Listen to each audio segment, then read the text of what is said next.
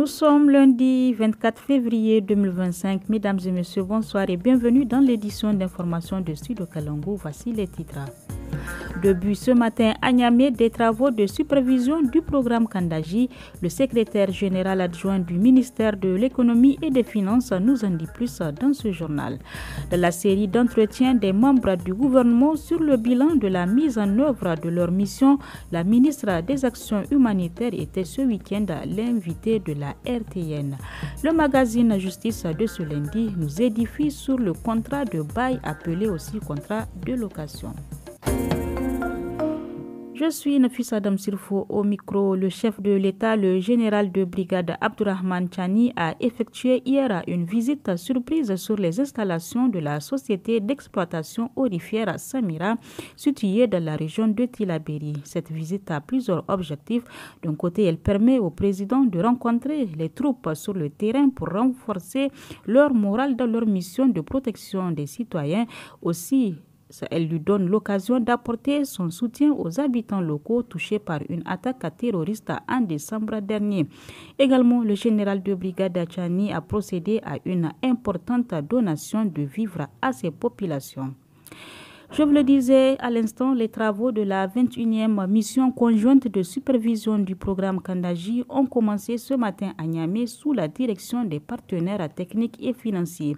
Sama Mamana, secrétaire général adjoint du ministère de l'économie et des finances, parle des objectifs poursuivis par cette rencontre de 4 jours. Il est au micro de Assoumane China. Les objectifs de cette mission, c'est de passer en revue l'état d'avancement du programme, surtout d'examiner les possibilités d'optimisation de la réinstallation des personnes affectées par le programme. Deuxièmement, donc actualiser l'état de mobilisation des financements du programme, y compris ceux du plan d'action de réinstallation des populations. Troisième objectif, échanger sur la sécurisation de la zone d'intervention du programme. Et quatrièmement, s'accorder sur le contenu et la mise en œuvre de la feuille de route élaborée par le comité ad hoc pour une mise en œuvre optimisée du programme. Et enfin, cinquièmement, appuyer la communication sur la relance des travaux. Ce que nous attendons, c'est vraiment l'engagement, un réaffirmement de l'engagement de nos partenaires à nous accompagner pour la réussite de ce projet. La ville de Filengue a subi cette année d'importants dégâts liés aux fortes précipitations lors de la saison pluvieuse dernière. Selon Salifou Boubacar Marafa, chef de canton de Filengue, une grande majorité de la population a immigré vers d'autres lieux.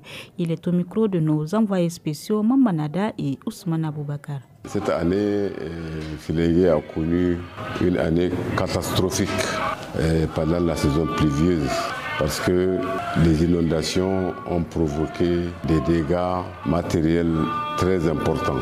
La moitié de la ville est écroulée. Donc les habitants de ces quartiers, souvent, se sont même déplacés vers Niamey pour trouver un abri. Les autorités ont pris le problème à bras le corps et elles ont décidé de mesures énergiques pour que ce genre d'événements ne se reproduisent plus. Parce que ces inondations ont surpris tous les habitants, toute la population du canton de Kouffaye. Donc la surprise passée, maintenant les populations sont confrontées à la réalité. Et dans le cadre des bilans de la mise en œuvre des lettres de mission des membres du gouvernement, la ministre des Actions humanitaires et de la gestion des catastrophes, Mme Aïssa Lawan Wandarama, a présenté ce week-end le bilan des 18 derniers mois de son département. Elle a évoqué des innovations en cours pour une meilleure prise en charge des victimes des catastrophes naturelles et des personnes vulnérables. Suivons un extrait de son intervention recueillie par nos confrères de la RTN. Nous comptons améliorer nos réponses vis-à-vis des personnes vulnérables en établissant cette base de données. Cette base de données, une fois établie, nous permet de savoir qui sont ces personnes vulnérables, où sont ces personnes vulnérables et de quoi est-ce que ces personnes ont besoin pour sortir de leur situation de vulnérabilité et devenir autonomes. Dans le cadre de l'établissement de cette base de données, nous avons innové en utilisant la biométrie pour faire la collecte de données. Nous avons commencé en novembre 2023 à DIFA une phase pilote sur l'enregistrement biométrique des personnes déplacées internes. Et cet enregistrement biométrique, nous n'utilisons pas l'empreinte digitale, mais nous utilisons l'iris des yeux pour pouvoir identifier ces personnes. Et cet enregistrement biométrique nous permet réellement d'avoir des données précises, des données complètes. Ça nous permet d'éviter les doublons. Ça nous permet aussi d'optimiser les réponses qui sont apportées parce qu'on a des chiffres concrets et complètes sur le nombre de personnes à assister et à accompagner. Et cette preuve, des ministres des États membres de la Confédération des États du Sahel ont, en marge d'une réunion ce week-end à Bamako, lancé un drapeau commun aux 3 pays. Par ailleurs, selon le journal en ligne Actu Niger, les ministres ont affiné et validé leur approche commune concernant un processus de dialogue avec la CEDEAO afin de préserver en toutes circonstances l'intérêt supérieur des populations de l'AES et des autres populations de la sous-région. Rendons-nous au Burkina Faso où les festivités de la 29e édition du Festival panafricain du cinéma et de la télévision de Ouagadougou FESPACO ont débuté samedi dans la capitale burkinabé. De nombreux cinéastes africains ont répondu présents à ce grand rendez-vous du 7e art. Notre envoyé spécial Adam Dawaki nous fait vivre l'atmosphère de cet événement. C'est dans cette atmosphère riche et variée que la cérémonie d'ouverture a commencé, mettant en lumière la diversité et la richesse de la production cinématographique africaine, particulièrement appréciée des participants. L'animation est très spectaculaire en tout cas, on a aimé. On compte aller au ciné en tout cas pour voir les films. La cérémonie était belle, j'ai aimé véritablement le timing et ça sincèrement c'est à saluer. Depuis que j'assiste au FESPACO, c'est la première fois où le timing est vraiment bref. Et on espère aussi qu'à la cérémonie de clôture, elle ne serait pas aussi longue. Parce que souvent, c'est la longueur qui crée beaucoup de problèmes. Le Tchad, pays d'honneur, a marqué sa présence avec une délégation de plus de 200 personnes. Cet étudiant est ravi de l'accueil réservé à son pays. Pour le FESPACO, c'est ma première fois. Le Tchad est choisi comme pays d'honneur. C'est ça qui nous a motivés plus de venir vraiment, quelle que soit l'heure, de venir assister et voir maintenant l'union de ces deux peuples, tchadiens et burkinabés, comment ça donne quoi. Abdelkarim Boubacar, un participant du Niger, a pour sa part manifesté le souhait que le FESPACO soit organisé dans les autres capitales de l'AES. Il faut nécessairement que les deux autres États en profitent pour dire, écoutez, le prochain FESPACO sera un FESPACO qui sera organisé par les membres de l'AES. Et je crois que ça donnera beaucoup plus d'ampleur. Et mon souhait, c'est que la prochaine fois, ça puisse être organisé autant à Bamako qu'à Niamey. Véritable carrefour de culture et d'échange, le FESPACO demeure un événement incontournable pour la visibilité du cinéma africain sur la scène internationale. Retour ici au Niger, à Gaïa précisément, où en prélude au Ramadan, l'hôpital du district sanitaire de Gaïa organise des collectes de sang. L'initiative vise à renforcer les stocks de l'hôpital pour traiter les cas les plus urgents pendant la période du jeûne. Suivons les détails avec Mme Bako Hawa, responsable du laboratoire de l'hôpital du district sanitaire de Gaïa, interrogée par Fadel Alou. Nous sommes là aujourd'hui dans le cadre d'une collecte de sang, collecte que nous organisons chaque année à l'approche du Ramadan pour pouvoir pallier aux urgences de cette période.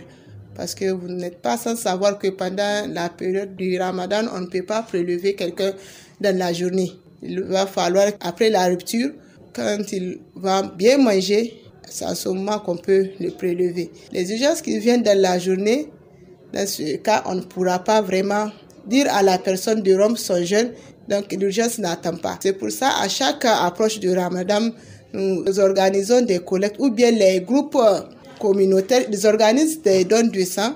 La semaine surpassée, on avait reçu les scolaires. Vraiment, les gens, maintenant, ils ont compris l'importance du don de sang.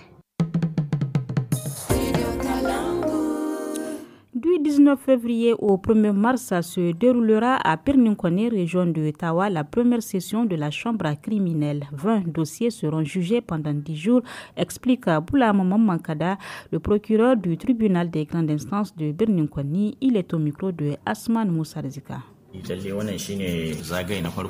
Effectivement, c'est la première session et c'est la loi qui autorise une juridiction comme celle-là de juger des affaires criminelles tout le long de l'année. Pourquoi pas chaque mois si possible ou de manière régulière. Nous avons au total 20 cas à traiter, dont 9 relatifs au viol, 4 cas de vol et 1 cas d'incendie volontaire. Il y a 7 cas d'agression physique avec armes, assassinat et infanticide. Les personnes qui ont du temps n'ont qu'à venir assister parce que cela permettra d'apprendre des leçons.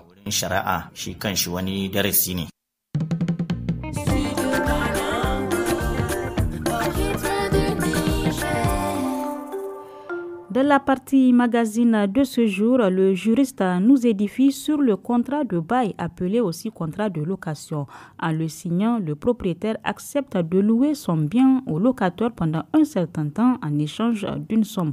Moussa Bachir nous en dit plus sur le contenu de ce contrat au micro de Anissé Karim. Qu'est-ce qu'un contrat de bail en droit commercial? Le contrat de bail ou un contrat de location est le contrat par lequel l'une des parties s'engage moyennant un prix que l'autre partie s'oblige à payer, à procurer de celle-ci pendant un certain temps. Quels sont les types de contrats de bail? Les plus récurrents, nous avons 2 types de contrats de bail. Nous avons le contrat de bail à usage d'habitation et le contrat de bail à usage commercial. Pour le contrat de bail à usage d'habitation est un contrat de location écrit et signé par le locateur et le propriétaire du bien à usage d'habitation. Et le contrat de bail à usage commercial, c'est un contrat de location d'un local à usage commercial, artisanal ou industriel. C'est un local dans lequel exerce une activité commerciale, industrielle ou artisanale. Le local doit servir à l'exploitation d'un fonds de commerce. Comment rédiger un contrat de bail? Il faut d'abord identifier les parties, c'est-à-dire le bailleur et le locateur. L'objet du contrat, il faut désigner les lieux loués et leur destination, définir la durée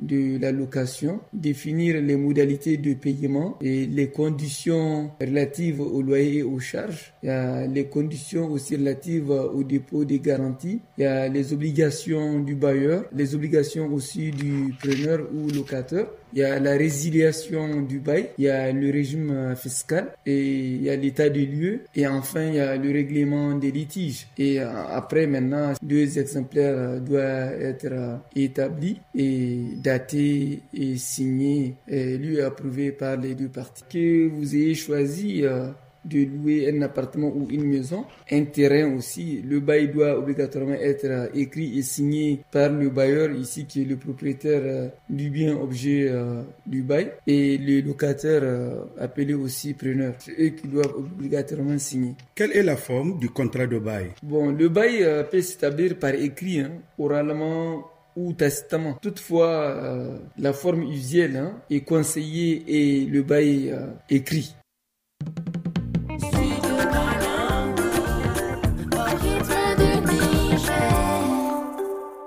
Et c'est la fin de ce journal. Merci à vous de l'avoir suivi. Restez avec nous pour la suite de nos programmes. Suivez les programmes du Studio Kalangu à Magaria sur la radio Kitari 101.5 MHz, à Zender sur la radio Shukra FM 105.5 MHz, à Tanout sur la radio Damergou 99 MHz, à Difa sur la radio Amfani 100 MHz, à Menosoroa sur la radio Mangari 95.1 MHz, à Ingigmi sur la radio Dileram 99 MHz, à Kabalewa sur la radio Mambio 99 MHz, à Agadez sur la radio Nomad FM 101.9 MHz et sur la radio Sahara 97 MHz, à Arlit sur la radio Ikokan 95.1 MHz et sur la radio Kausen 94 MHz, à Chirozérine Studio Kalangu. Suivez les programmes du Studio Kalangu à Dosso sur la radio Fara 92 MHz, à Birningauri sur la radio Marhaba 95.1 MHz, à Dogandouchi sur la radio Dalol 92.8 MHz, à Maradi sur la radio Garkwa 107 MHz, à Mayaï sur la radio Anouri 99 MHz, à Dakoro sur la radio Mouria Dakoro 99 MHz. Studio Kalangu. de Chirozérine à Dolbel, de Ménosoroa à Birningaouré. Suivez les programmes du Studio Kalangu sur votre radio. Studio Kalangu au rythme du Niger.